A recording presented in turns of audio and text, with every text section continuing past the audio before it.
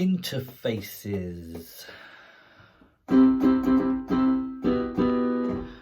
sure why I did that. Hi, it's Gavin from C21. Interfaces. Just want to talk to you about interfaces. Look, we all know the UAD stuff is great. It is really, really good. It's a lot of money, isn't it? Quite a lot of money. Yeah, but it comes with all those plugins and they're really good. Yeah, it does. But I've already got loads of really good third-party plugins that I'm pretty happy with and been using for a long time. Yeah, but don't get left behind. Thunderbolt and all that. Yeah, it's quick. How quick do I need it to be for what I'm doing? Yeah, true. Oh yeah, but the lowest model, like, it's only got 2 ins. Yeah, no, I definitely need more inputs than that.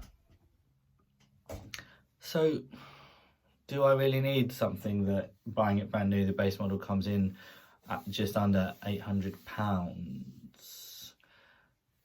for what I'm doing right now?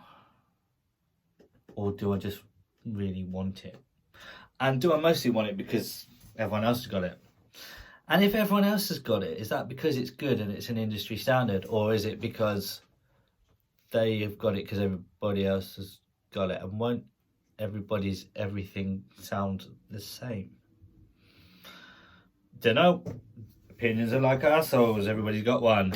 This is mine. I have used all of the UAD stuff. In fact, I owned a Apogee, an Apollo, and an Orion. I've had some really top end interfaces over the years, but very few have I kept. And here's why. Most of them had a higher resale value than their worth to me was. Meaning I could do the job on less expensive equipment and still eat. I want to talk to you about my favourite interface today, and you're not going to like this because it's got a dirty word attached to it, and the dirty word is Behringer. It is this little beauty. This is the Fca1616. I wanted one of these when they first came out, and they were super hard to get because they sold out instantly. And I'll tell you why they sold it instantly. Midas designed preamps. Now, they don't say Midas Designs, they say Midas. The new ones with the horrible grey chassis, they say Midas Designs on them. Is there a difference? We'll get to that. These look great. That fits in my backpack. That has 4 ins with Midas preamps on the front. Pads, low cuts, high cuts, 48V. It also has another 4 balanced ins on the back. And it's got inserts for your favourite rack gear that you never use. And look at this. It's Firewire and USB.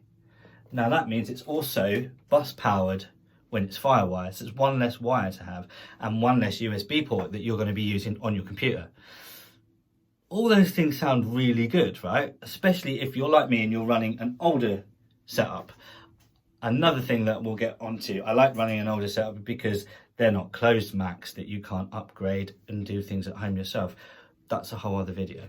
As long as your software you're using is up to date and in line with what everybody else is using, and as long as you are happy working predominantly in the box, which at the moment I kind of am, apart from pre's and things like that,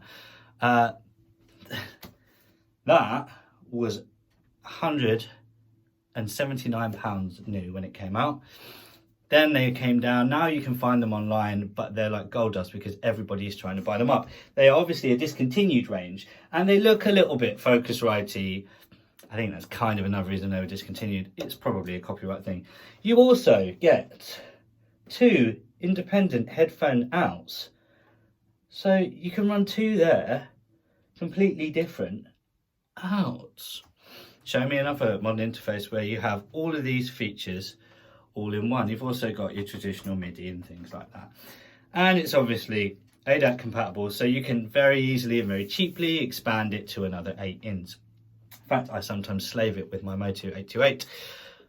Another interface that I love, my Motu 828. I've had Motus for ages. I had a Traveller a while ago and I absolutely loved it. The 828 is brilliant as well. Again, a lot of back of bang for your buck. And at one point, 828s, they were like an industry standard in the studio. And you go, yeah, 10 years ago, mate. They were. And there was a reason that they are. And there's a reason that they still stand up today. What I'm getting at here is I recently bought the new SSL 2-channel interface. Again, I can't get my hands on it at the moment due to lockdown. But I have used it and I love it. It's really, really, really good. It does have all the SSL qualities in the pre's that you would expect. And it's only 170 quid. It's great if you want to 2-track something. So I use it on all of our vocal stuff at the minute usually. And I use it if I just want to get a really solid kick snare. And then I use this for all the others. What I'm saying is all of this stuff is way cheaper than the brilliant, amazing UAD stuff, and it is. And what you have to really ask yourself is, right now, what do I need? What am I using it for? You can always upgrade later on. I have a system for me that works for me, and I'm okay with that. I don't really care what other people think, because it works for me. And everything I own at the moment, I have a lovely home setup, I have a studio setup, and I have a Gorilla setup, which is another video. But what I'm saying is, you can put this, your small monitors, your laptop, a good pair of headphones, carry your drum mics in a case, and you can record a full live band anywhere. And because it's bus powered, you don't even need the plug to do that. It will power itself on the bus. Wow, that level of portability, like, you can't get that with a UAD rig. And you can't get that with, you know, the top end sort of Focusrite stuff. Let's take a minute to talk about these preamps. I talked about it earlier saying they were Midas. I love them, I rate them. I will play an example in this video of something that I recently recorded. I kid you not, it is not overly compressed, it's not overly processed. It has one plug-in on it and a little bit of EQ. That was all recorded, drums on here, 4 channels, kick, snare, overhead left, overhead right.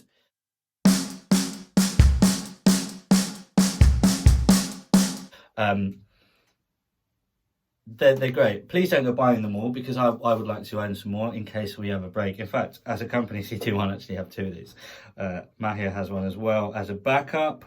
So we always have our drum sound, and then we have our lovely little SSL 2 channel for doing a little bit more detailed stuff.